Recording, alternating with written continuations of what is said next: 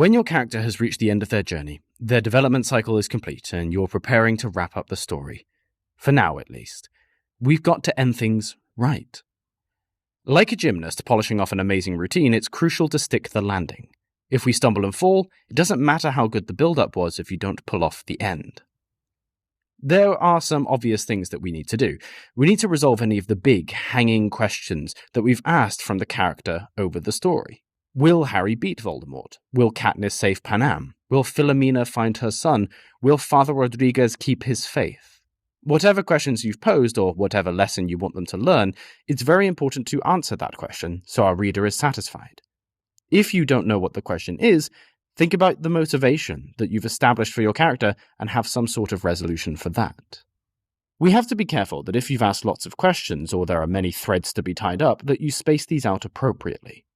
Those final scenes or conversations shouldn't be a checklist of motivations, but should play out more naturally.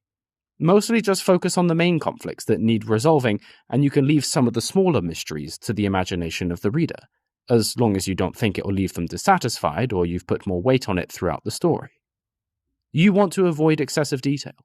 While closure is essential, be mindful of not over-explaining or inundating your reader with information.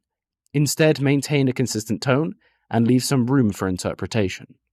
A great way to achieve that latter point is to use some symbolism in the actions of your characters. Frodo returning home doesn't need to be over-described. The fact that he came home is great closure for his character and good enough by itself. Just spend time revisiting key objects, characters, and locations that are thematically or narratively important to your character. Have Frodo hand over his diary to Sam at a symbolically important location.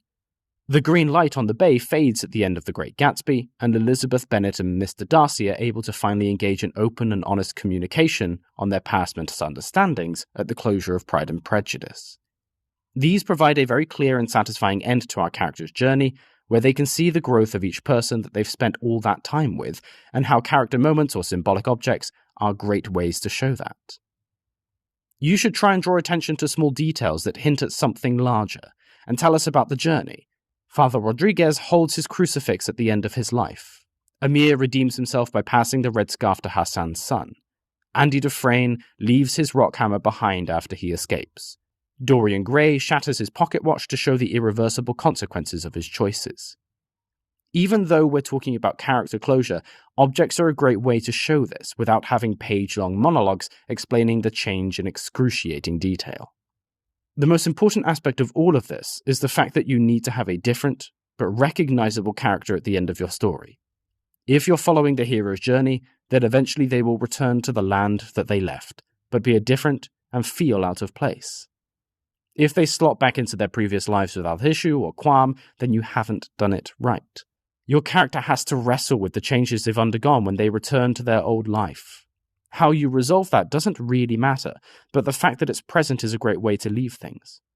Just remember to keep the tone consistent. If you've written a serious and dark book, don't suddenly have it be a happy-clappy ending. And don't have a super dark ending to a light and cheery narrative. You can give hints of the opposite in order to trigger the imagination of your reader, but consistency is key. If you can get that mixture right, then you can really satisfy your reader and make sure you give the character that you've spent so much time on and so much time with, that they get the send-off they deserve.